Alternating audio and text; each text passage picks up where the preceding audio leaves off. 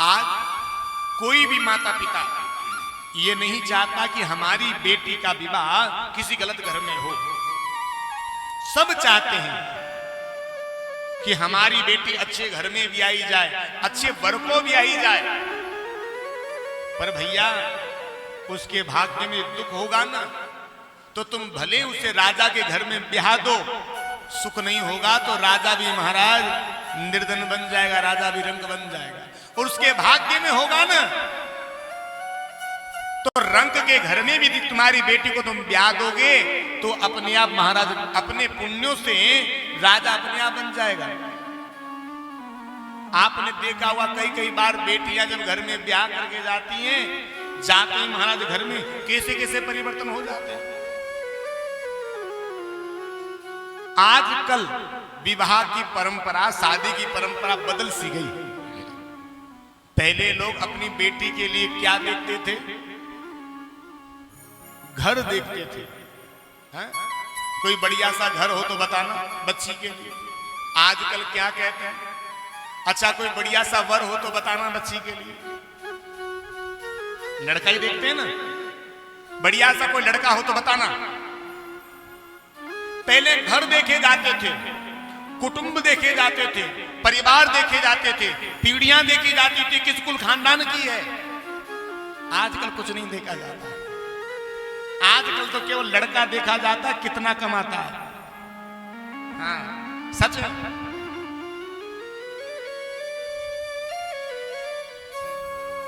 कुल खानदान से, परिवार से क्या मतलब है? लड़का बढ़िया अच्छा कमाने खाने वाला होना चाहिए। फिर भले भैया वो रोज दे होली दे दिवाली, कोई मतलब नहीं। हमने कई कई बेटियों के घर बिगड़ते हुए देखे इसी चक्कर में। ज्यादा छानबीन करते नहीं है, कुल परिवार कुटुंब कबीला देखते नहीं है, और बाद में महाराज ऐसे ऐसे निर्णय हो जाते हैं बेटियों के भाग्य के, पूरे जीवन रोना पड़ता है। और हाँ एक और ट्रेंड चला है आजकल। ट्रेंड कैसा? इकलौता होना चाहिए बस। हाँ, ना तो कोई ननद रहे, ना कोई देवर रहे, ना कोई जेठ रहे, और सास ससुर न रहे तो भी बढ़िया, बिल्कुल अकेला रहना चाहिए। तुमने भी कई ऐसे उदाहरण देखे होंगे समाज में। अकेला ढूंढती इकलौता रहे तो ज्यादा बढ़िया, सब मशक्कत खत्म। क्योंकि आज की बेटी सामूहिक परिवार में रहना ही नहीं चाहती। पहले जब बेटी ब्याह करके जाती थी, कितने बड़े बड़े परिवार, है? चाचा का, ताऊ का, सारा परिवार एक साथ रहा करता था। बीघा बीघा के मकान होते थे, इतना काम, फिर भी चेहरे पर जरा से सिकन नहीं। और आज 16 बाई 30 की कोठरी महाराज, 2 कमरे जिसमें गिने चुने, उसमें झाड़ू लगाने में 2 बज जाती है। घर में गिने चुने 3 व्यक्ति। पहले चलता था क्या, हम 2 हमारे 2, और आजकल तो हम 2 हमारे 1।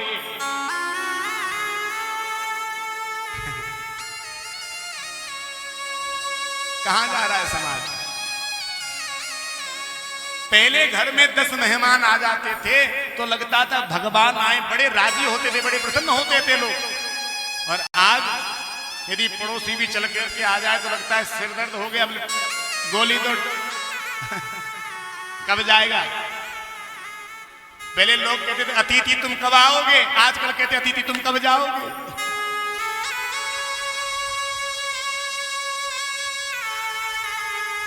पहले के लोग महाराज साधारण नहीं थे, ठीक था, भले वो पढ़े लिखे इतने ज्यादा नहीं थे, लेकिन अनुभव उनका काफी अच्छा था। पहले के लोग घर देखा करते थे। जिस घर में एक मां के लिए 2 बेटे रहे और 2 बेटों में बनती नहीं होती थी, उस घर में अपनी बेटी को नहीं दिया करते थे। सोचते थे कि यही अभी ये गति है, हमारी बेटी इनके घर में आएगी तो फिर क्या करेंगे। परिवार देखा करते थे, जितना बड़ा परिवार उस घर में अपनी बेटी को दिया करते थे। क्यों? यदि हो सकता है कभी ऐसी घटना आ जाए, कोरोना जैसी महामारी कभी घटित हो जाए, खाने के लिए परेशान हो जाए, अकाल भी पड़ जाए, घर के परिवार के लोग एक एक टुकड़ा भी यदि छोड़ेंगे तो भी हमारी बेटी पेट भर लेगी, बेटी भूखे नहीं मरेगी।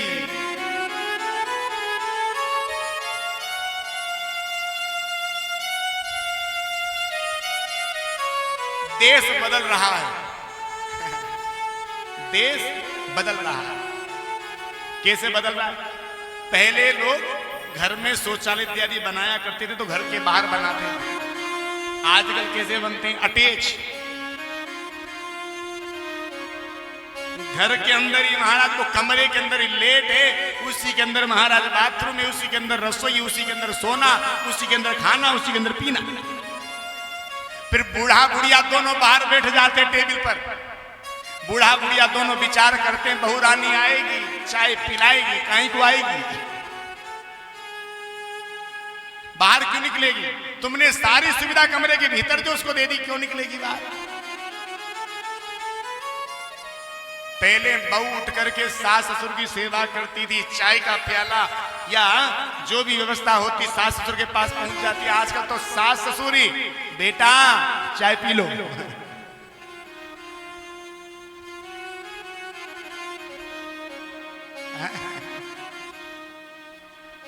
भैया निवेदन इतना सा है, अभी भी घर देखो बर मत देखो। घर देखोगे, परिवार देखोगे, गृहस्थी तुम्हारी बनी रहेगी। लाखों लाखों रुपया खर्च करके, अरे लाखों तो कुछ कम बता दिया, आजकल करोड़ों करोड़ रुपया लोग खर्च करके शादी विवाह करते हैं, रिश्ते 3 महीने नहीं चलते। और पहले लोग 1000 रुपया खर्च नहीं करते थे, सैकड़ों रुपए में विवाह कर लेते थे। कोई देखा चौकी नहीं, कोई टेलीफोन, कोई मोबाइल नहीं, कोई पत्र नहीं, और रिश्ते आज तक चल रहे हैं।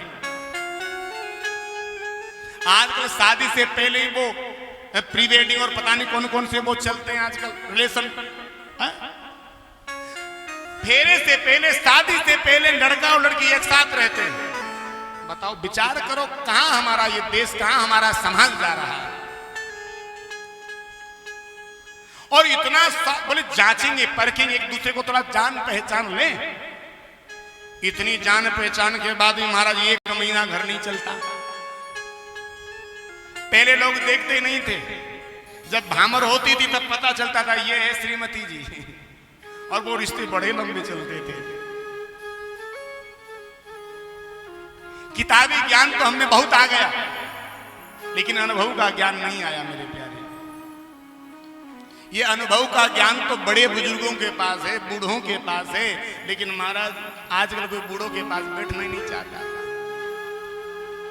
हाँ, पहले ये बूढ़े बूढ़े बाबा जब मंदिर जाते थे, कीर्तन कथा में जाते थे, छोटे से नाती पोते को लेकर के जाते थे। और जब छोटे से बालक को मंदिर में कथा में लेकर के जाते थे, बालक बचपन से ही कथा कीर्तन सत्संग अपने संस्कारों से जुड़ा करता था। आजकल का कोई बेटा नहीं जाता महाराज। वो काले मोड़ की जो घर में आती वो भेजती नहीं है। हाँ,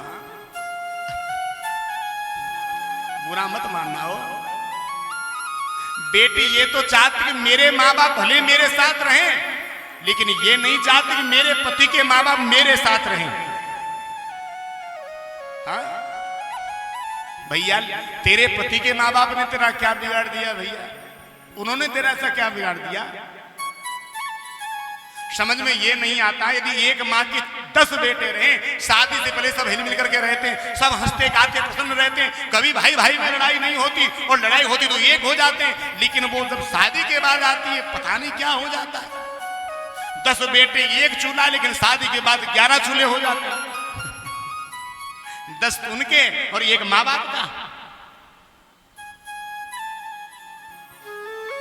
भैया वक्त है समझ। हम जब विवाह करते हैं ना, तो विवाह एक जन्म का संबंध नहीं है, 2 शरीर का संबंध नहीं है, 2 कुल, 2 परिवार, 2 पीढ़ियों का संबंध है महाराज। 7 जन्मों का संबंध है महाराज। 2 व्यक्ति नहीं जुड़ते, 2 परिवार जुड़ा करते हैं, 2 कुटुंब जुड़ा करते हैं। जो मिला है ना, उसमें प्रसन्न रहना सीखिए। कभी कभी पति पत्नी को छोड़ देते हैं, पत्नियां पति को छोड़ देती हैं। क्यों? अच्छी नहीं है, अनुकूल नहीं है, ये अनुकूल नहीं है, ये ठीक नहीं है। छोड़ करके दूसरा कर लोगे या दूसरी कर लोगे, क्या गारंटी दूसरा वाला बढ़िया मिलेगा या बढ़िया मिलेगी? इससे कहीं ज्यादा खराब मिल गया तो, या मिल गई तो। इसलिए भैया पूर्ण विवेक के साथ कुल, परिवार, कुटुंब इत्यादि देख करके हमें विवाह संस्कार इत्यादि का निर्णय करना चाहिए।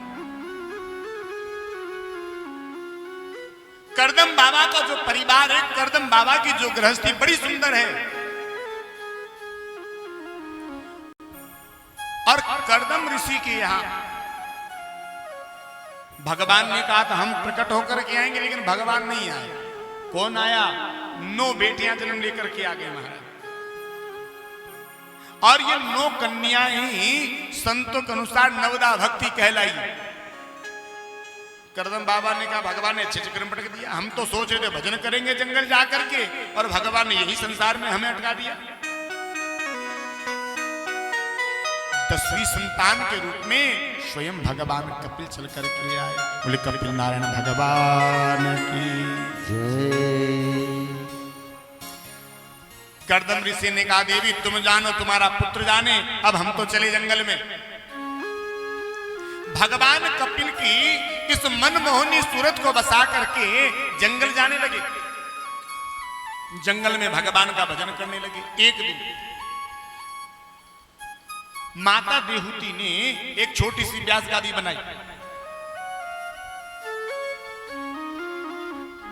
भगवान कपिल को स्नान करवाया, सुंदर चंदन का टीका लगाया, सुंदर बेणी गुथी। आरती लेकर के भगवान की आरती उतारने लगी। भगवान कपिल ने कहा मैया क्या करती हो?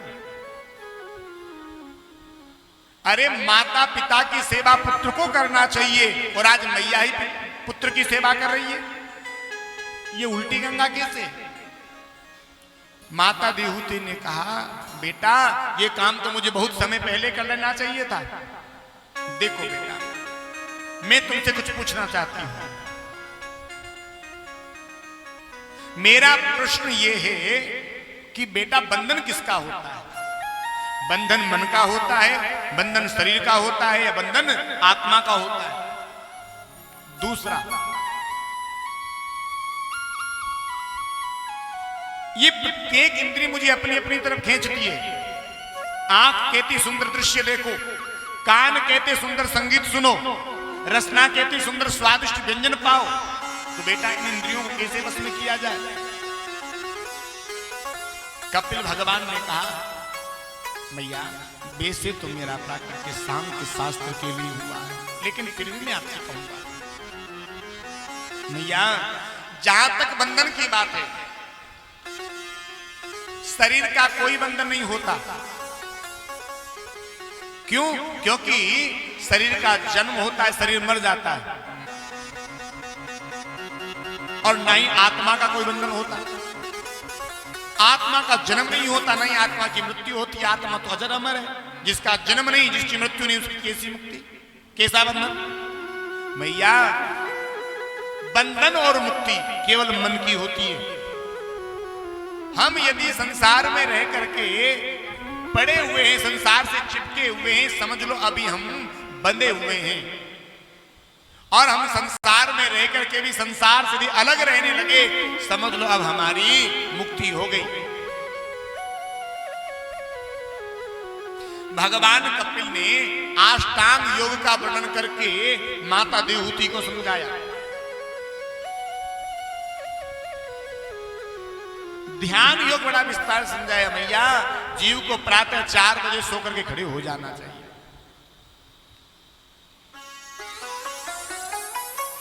देखो संत कहते हैं स्नान होते हैं 3 प्रकार के।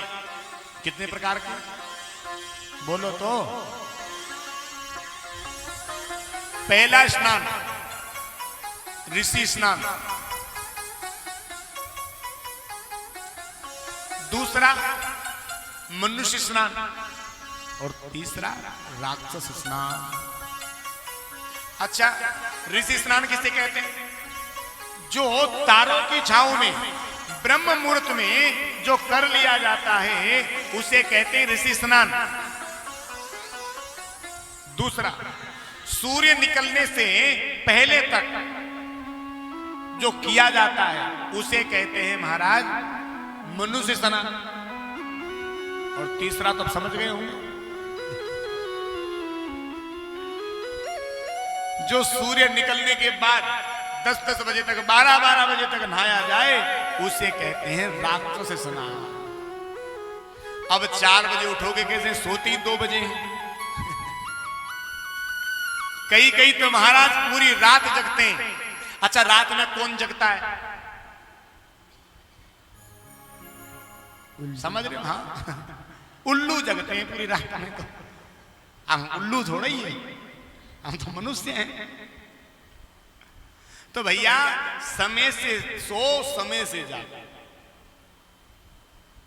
स्वास्थ्य भी आपका ठीक रहेगा, मन बुद्धि दिमाग सब ठीक रहेंगे आपके।